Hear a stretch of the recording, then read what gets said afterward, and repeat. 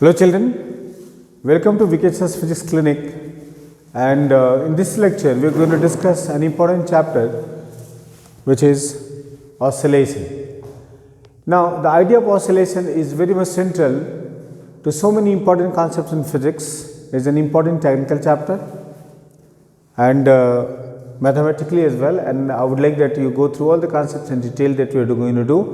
It will be very interesting and very easy also once you get the concept right. Okay. What is oscillation? In fact, children, roughly speaking, vibration is what? Oscillation. Right? Vibration is oscillation. Let's see what exactly this vibration is. In fact, whenever a particle moves about a certain fixed point, then the motion is called what? Oscillatory motion or simply oscillation. For example, we are familiar with this phenomenon. When we speak, there is vibration of the what? Vocal cord which produces the necessary sound. When we hear, then there is a vibration in the eardrums which produces the sound, right? You have seen musical instruments, almost all the musical instruments you have seen, guitar, sitar, they have a set of strings and you plug the string and the spring starts what? Moving back and forth about a certain point. Each point on the cord or the wire, for example, suppose I take this wire, consider this point here, and the whole wire is vibrating. If I consider a point here, then you will find that this point will move up and down about the central point here, right? So, we have infinite number of cases where you come across vibrations. So, what is vibration basically? Vibration is a to and fro motion. In physics we call it what? To and fro motion, which is executed about a fixed point, and this point is called what? Mean position. Okay. So, we will be understanding a few key terms in this chapter before we start with the series discussion on other topics. First one is, what is oscillatory motion? What is oscillatory motion? Children will understand what is oscillatory motion.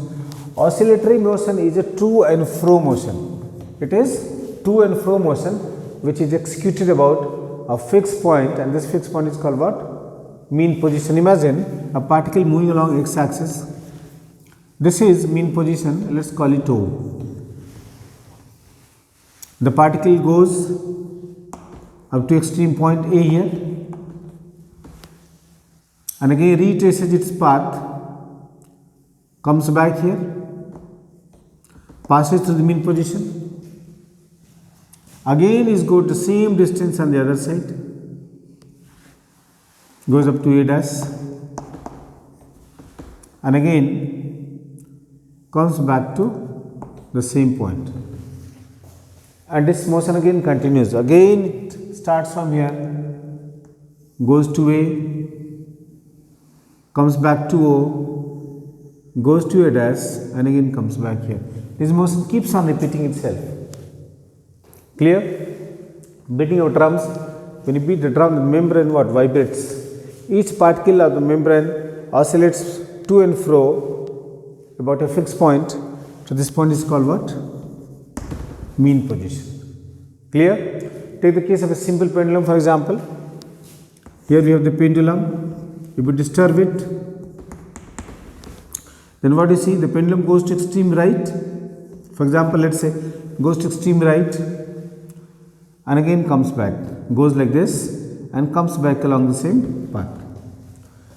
Now passes through the mean position, again goes on the other side, same distance it travels on the other side, again it what? Comes back, passes the mean position, goes on the other side.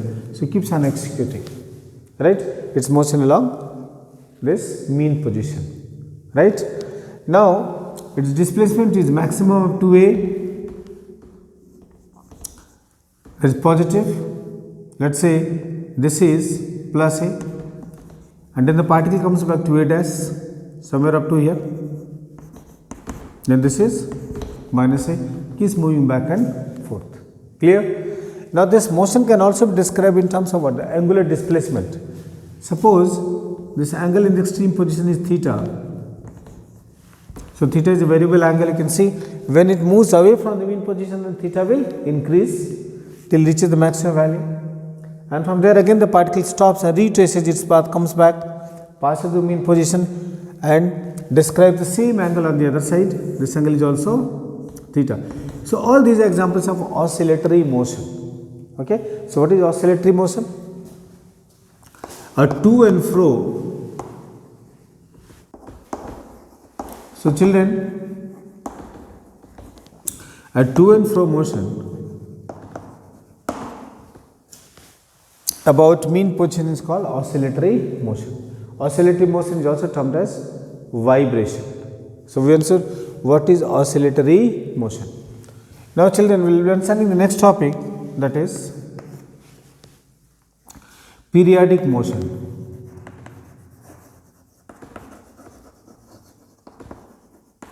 Periodic motion. Now what is periodic motion? A motion which repeats itself after a fixed period of time is called what? Periodic motion. Right? We have done periodic functions. For example, suppose I am writing ft is equal to a sin omega t, or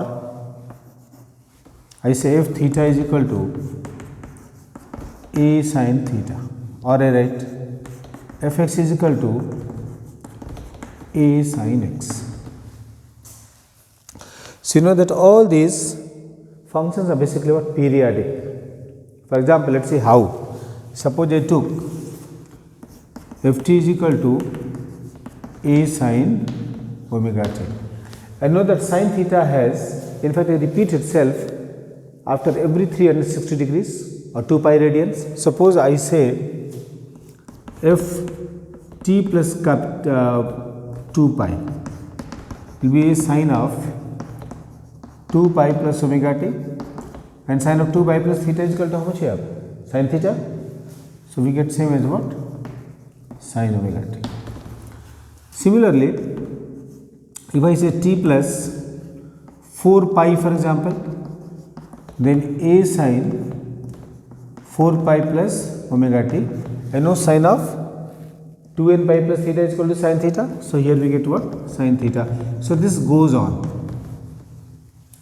Every time I increase the value of t by 2 pi, I keep getting the same values. So this 2 pi is known as a period. So we can say here, if t is period of, then f of t plus capital T will be same as ft. So this is definition of period. Then every time I will be adding t, I will be getting the same function. Every time I add, if I increase the variable by period, then I will keep getting the same value. Clear? So you have understood that if it is a sine function, then what is the period? 2 pi. If it is a cosine function, then also the period is how much? 2 pi. So if you have functions like ft is equal to a sine omega t plus phi, or ft is equal to a cos omega t plus phi. Both of these are basically what? Periodic functions, and the period is t is equal to 2 pi. Clear? Now, so what is a periodic motion? A motion which repeats itself after a fixed period of time is called periodic motion. For example, look at this pendulum. When it displays this pendulum, then what happens? The pendulum travels a mean position to a point A. A is the what? Extreme position. Again comes back to the mean position. Let us denote the mean position by O. Goes to the extreme position what? A dash. Right? And again retraces its path and passes through O. So that makes it what? One complete revolution, or one complete cycle. Going from mean position to extreme, again going back to the extreme on the other side, and again passing through the mean position. But suppose the particle is not starting from here, it's starting from here. Then from A it goes to A dash and goes back to A. It will become one cycle. So, you will find that if time period for this pendulum is T, let us say T is equal to 1 second. Then each 1 second, after each 1 second, it will pass to the same position. For example, suppose I start from here, it goes to the extreme, comes back, goes to the extreme and again comes back. So, how much time will be that? 1 second. Let us try to understand this period in a more simplified way. If you look at the minute hand of your wristwatch, so you will find if you, this is the dial of the watch and suppose I mark here 12, then exactly after 60 minutes, the minute hand will pass through the same point. Suppose I mark here this point 1, then exactly after 60 minutes we will pass through 1. So, what becomes the time period? 60 seconds of the minute hand. If they ask you what is time period of the hour hand of a wristwatch, that is how many hours? 12 hours. After every 12 hours you will pass through the same point. Now, let us look at the motion of earth for example. Earth revolves around its axis. So, exactly after 24 hours you will pass through the same point on earth. So, that becomes a time period. Now, earth takes around 365 days to complete one cycle around what? Sun. So, after every 365 days it will pass through the same point in its orbit. Okay. So, this is the time period. The time taken by a particle to complete one full cycle is called time period. Okay. So, we will be defining what is time period. So, periodic motion first. So, what is periodic motion? Motion which repeats. Like after every 24 hours, earth will pass through the same point on its orbit, right. After every 365 days, earth will be passing the same point its orbit around sun. Okay. Like after every 1 second, the pendulum will pass to the same point. Like if I start the motion from A, it will go back to A dash and again pass through A after how much time? 1 second. It will become one complete revolution. Okay. So, what is a periodic motion? Periodic motion is a motion which repeats itself after a fixed period of time. So, a motion which repeats itself after a fixed period of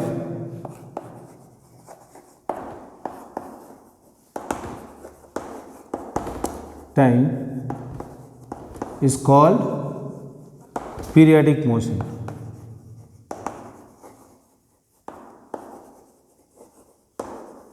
Periodic motion. So, it is a fixed period of time and the time it takes to make one complete cycle is called what? Time period. So, once you understand what is periodic motion, then we should understand also what is time period. When time period is denoted by T. Clear? So, what is time period? The amount of time taken to complete one cycle is called time period. If somebody will ask you, okay, what is time period of earth? Then what will you say? On its axis it is what? 300, on its axis is 24 hours. And what is time period of earth around sun? Then how much is that? It is 1 year, that is 365 days. So, time period is the amount of time taken,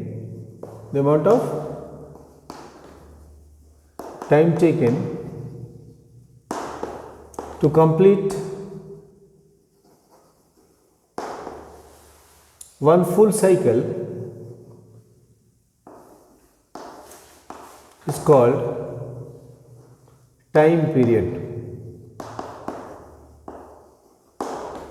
And we denote time period by T. And you know very well, you have done in rotation dynamics the relation between time period and angular velocity. Time period T is 2 pi by omega, where omega is the what? Angular frequency or angular speed. Clear? And frequency, children, what is frequency? Frequency is number of vibrations per second. Nu is equal to how much? 1 by t is reciprocal of time period, and nu is omega upon 2 pi. And then you have done units of frequency. Units of frequency, the most basic unit is hertz. We will be writing Hz. There was a German physicist, his name was Heinrich Rudolf Hertz. So after him, the unit of frequency is given as hertz. 1 hertz is a very low frequency. We will be dealing with higher frequencies, where you will have kilohertz, you will have megahertz, you have gigahertz, you have terahertz. Clear? So they can be also classified as 1 kilohertz, 10 to the power 3 hertz. Then we have 1 megahertz, 10 to the power 6 hertz. Then you have gigahertz, which is 10 to the power 9 hertz, and you have terahertz, which is 10 to the power 12 hertz. Clear? So you have to keep this in mind, these basic units of frequency. Now there are other units they can use, like they can say RPM. So that's revolutions per minute. I need to convert into what? Per second, so it will divide by 60. Clear? So we understood what is exactly the time period. We understood the meaning of oscillatory motion, which is to and fro motion executed about, if this is a fixed point, then this is how you move. For example, I can take a spring, connect with the mass out here, and displace the spring. If I displace the spring here, suppose by a small distance x, and I release, then what will you see? The block will start moving back and forth. Okay? About, suppose, the mean position O. So it becomes what? Oscillatory motion. If the surface is frictionless, so if I shift it through a distance x on the right, it will push by the same distance on the left. It will travel up to here by the same distance. Clear? So it will become an oscillatory motion, and also it will have exactly what? This block will travel from here to here, again to the extreme position and come back here. It will become what?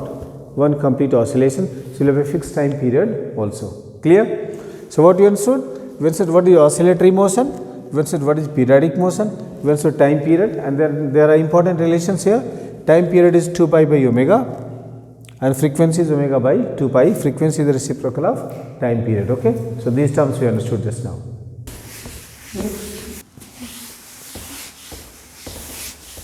Now children, we will understand what makes a particle to repeat its motion after a fixed period of time. This part is very important. You have to find, whenever you have a motion which is repeating itself, then there has to be a restoring force or restoring torque. Means the object, the motion should have a tendency to restore itself. Let us consider two examples. Suppose I have a football here, and I kick this football. What will happen? It will just fly away from me. Will it come back? It will not come back. If I take this small piece of chalk here and I throw it, now once I throw it, it has no tendency to come back towards me. However, if you take a simple pendulum and if you displace it, then what do you see? Does it have a tendency to go away from you infinitely? No. It will go up to a certain point and then it will come back. Clear? Why will it come back? Because its weight will produce a restoring force, and the restoring force will try to bring it back towards what? Mean position.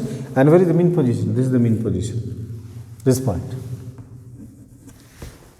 Clear? So to have a periodic motion, it is very important that we have a restoring force. I displaced it.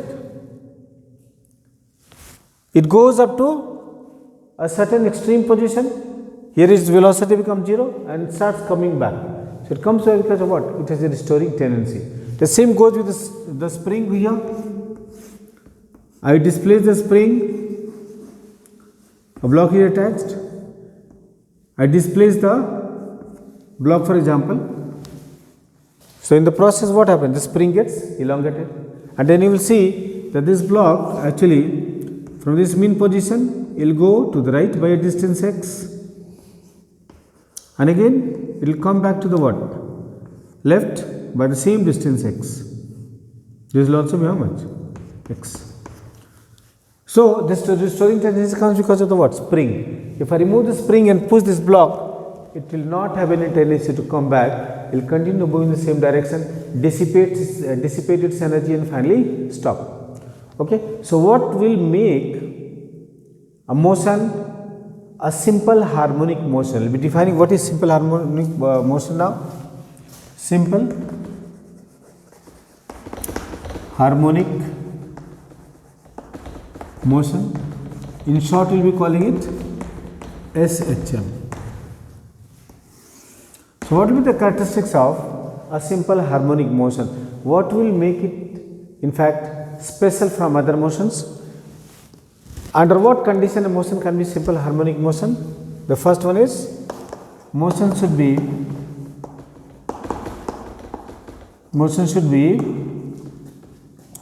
oscillatory, which you already know. Motion should be oscillatory. Oscillatory means to and fro motion. If this is the mean position, about mean position, the object should be able to move back and forth. This back and forth motion, to and fro motion is oscillatory. Now number 2, motion should be periodic. Motion should be periodic. The motion should repeat itself after a fixed period of time. So these two conditions we did. Now the third condition which I told you just now is the restoring tendency. The motion is very important. So I'll say like this: restoring force acting on the particle upon the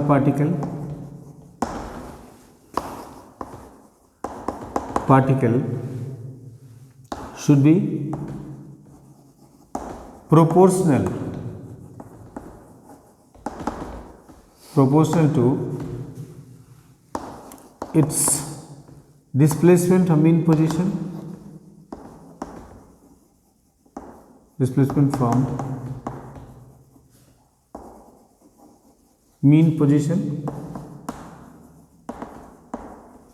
but opposite in direction.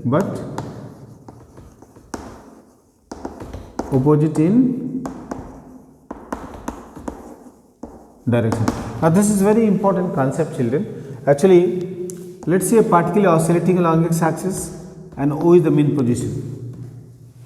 Now the particle is moving and is located at point A,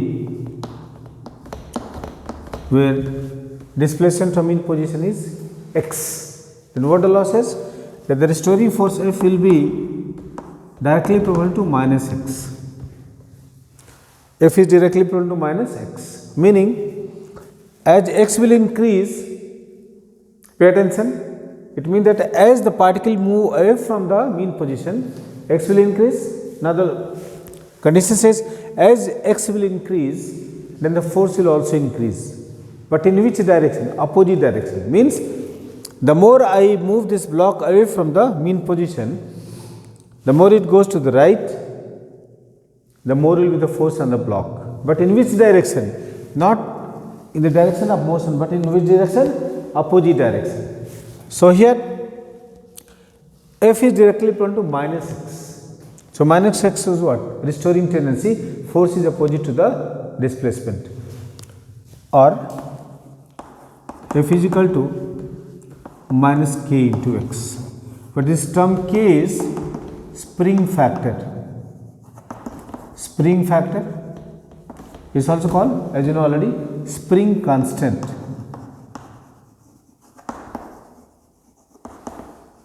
It's called spring constant, is also called force constant. So F is equal to minus k into x. Be very clear about this. F is equal to minus k into x.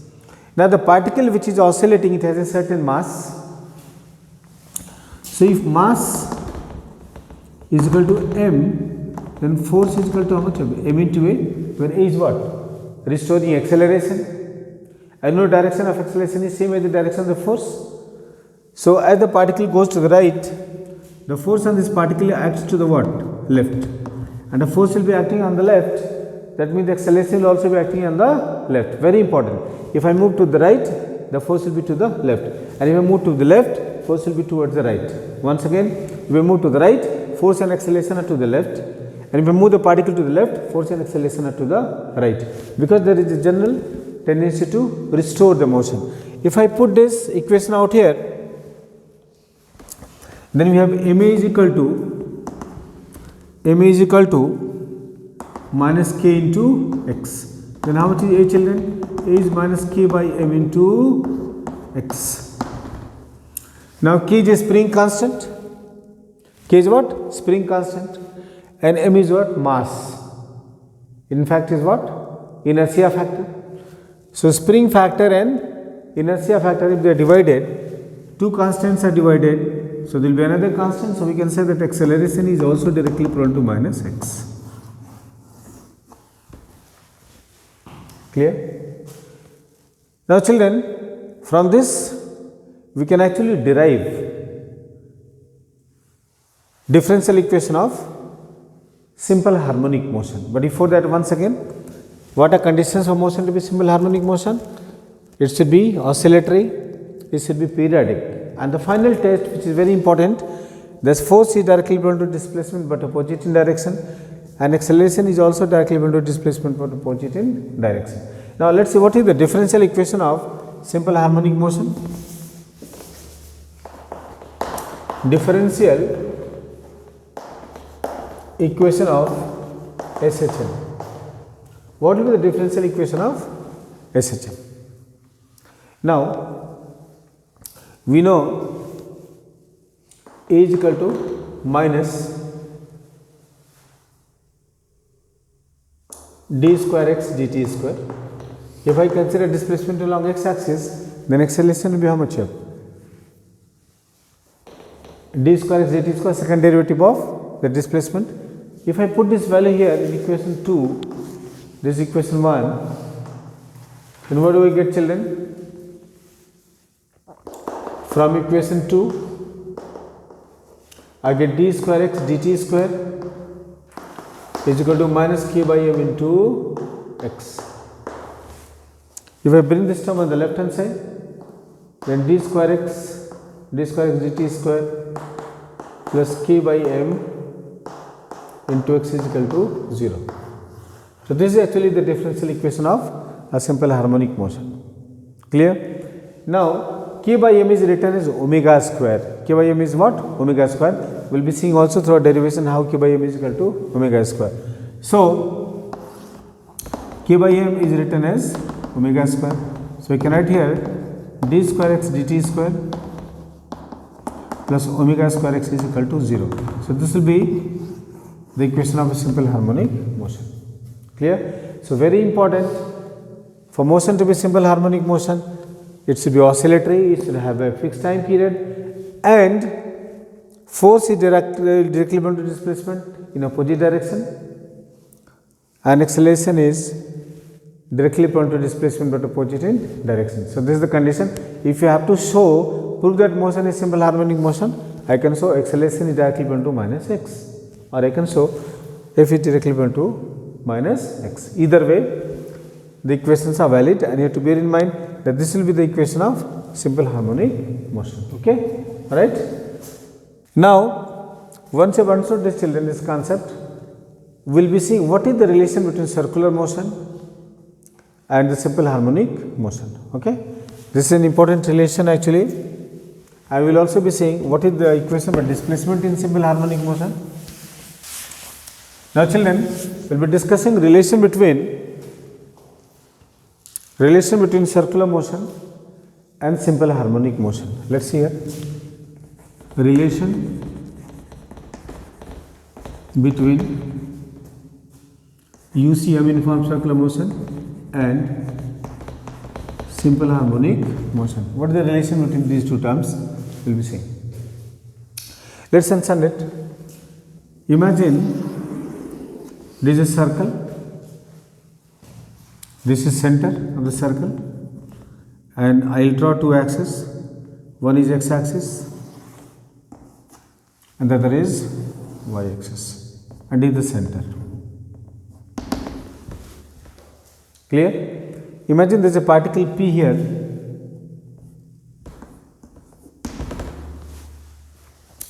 and at time t is equal to 0, the particle starts moving here with an angular velocity omega.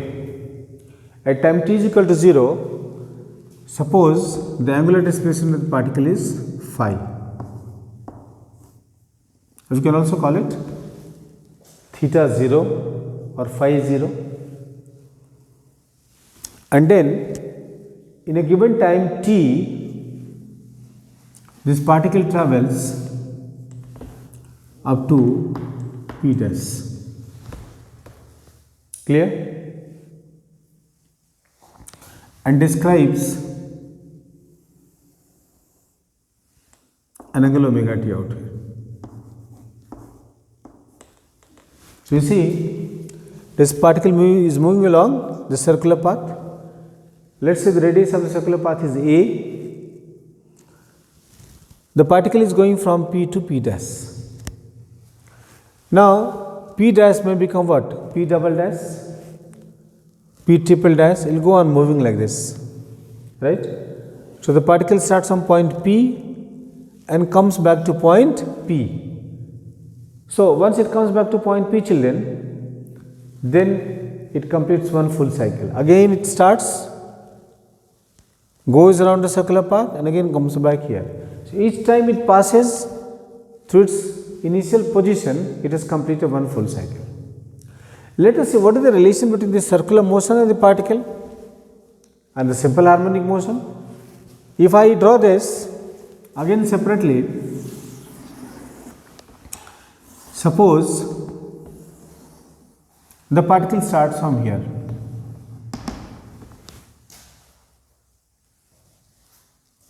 and then moves along this in the anti-clockwise sense.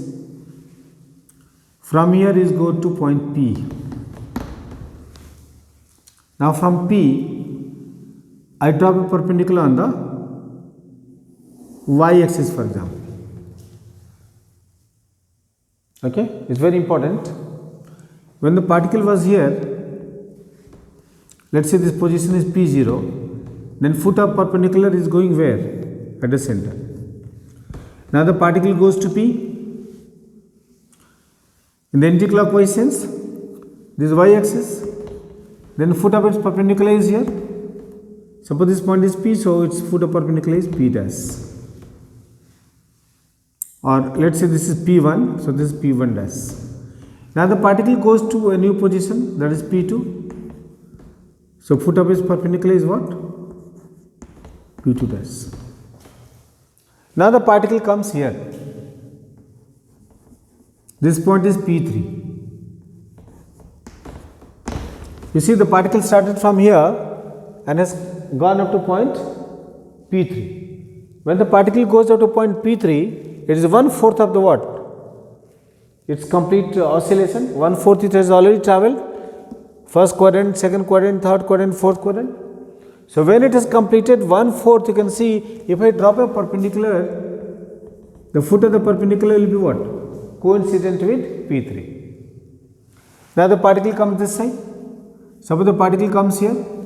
This is how it is moving. The particle comes here. This position is P4. The foot of perpendicular will be what? Here. P4 dash. Now the particle comes to P5. Then where is foot of the perpendicular? Here. P5 dash. So see, when it was going up, the foot of the perpendicular was also moving up. Now it has started coming down. Then what do you see? Foot of the perpendicular is also coming down. The particle has completed half the cycle. It is at P6. So the foot of perpendicular is here. Now it comes to P7, for example. Then this is foot of the perpendicular, P7 dash. Then it completes and comes here. P8. Then this is P8 dash. This is P9. This is P9 dash. And finally, when it comes to P0, then foot of its perpendicular comes to the origin. So what we find here, as the particle is moving along circular path, then foot of its perpendicular is moving what? Up and down along the diameter, along y-axis. And the center of the circular path becomes what? Mean position. Right. So what we found, when a particle is moving along a circular path, then foot of its perpendicular is like this. It goes up perpendicular, it comes down, and again it goes up, and here it comes back to the mean position. So what do you find? When the particle is executing motion along circular path, then foot of its perpendicular, get it here, when a particle moves along circular path, then foot of its perpendicular oscillates simple harmonically along y-axis. But don't think it's oscillating only along y-axis. I can choose another situation here. Once again we will see, the particle starts, suppose from point P0 out here, and goes to point P1, then the foot of perpendicular on x-axis is P1 dash, goes to P2, is going the anti-clockwise sense, then this is P2 dash, comes to P3, then this is P3 dash, comes to P4, then P4 dash, and if it comes to a diametrically opposite point, from here it comes to here, when half the cycle it is completed. Now if you drop a perpendicular on the x-axis, it will be coincident here. So see, the particle which started from P0 and completed half the cycle, then you found that foot of perpendicular is in fact moving along the what? Diameter, and the foot of perpendicular has also completed half the cycle. Now it goes back for the remaining half. Suppose it is here P5, the foot of perpendicular is here P5 dash. Suppose it is at P6, it is P6 dash, it's P7, P7 dash. I can check so many points, and when the particle finally comes to what? P0, then the foot of perpendicular is also come back at the same point. So we found that when a particle is moving along circular path, then projection of the perpendiculars either on the y-axis or on the x-axis, they are oscillating how? Simple harmonically. See, when I am going like this, foot of the perpendicular is moving like this, or it is moving like this. In both the cases, there is simple harmonic oscillation. Okay. So what we discussed, when a particle moves along circular path, then the projections of its perpendicular oscillate simple harmonically on the y-axis as well as on the x-axis. It is clear? So there is a clear relation now we understood between circular motion and what? Simple harmonic motion. We will be writing it here. When a particle along circular path, then projections of the perpendiculars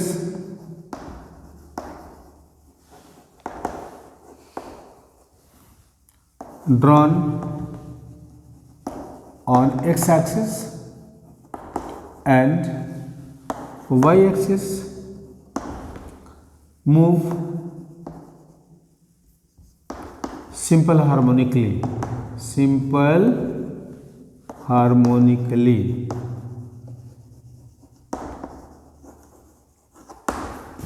Clear? So once again children, when I move along circular path, then foot of perpendicular of my different positions, they move up and down along y-axis, or they move left and right along x-axis. So whether it is up and down motion or whether it is left and right motion, they become simple harmonic motion about the what? Center of the circular path. So we find that there is a clear relation between the circular motion and simple harmonic motion. Okay. So this is important.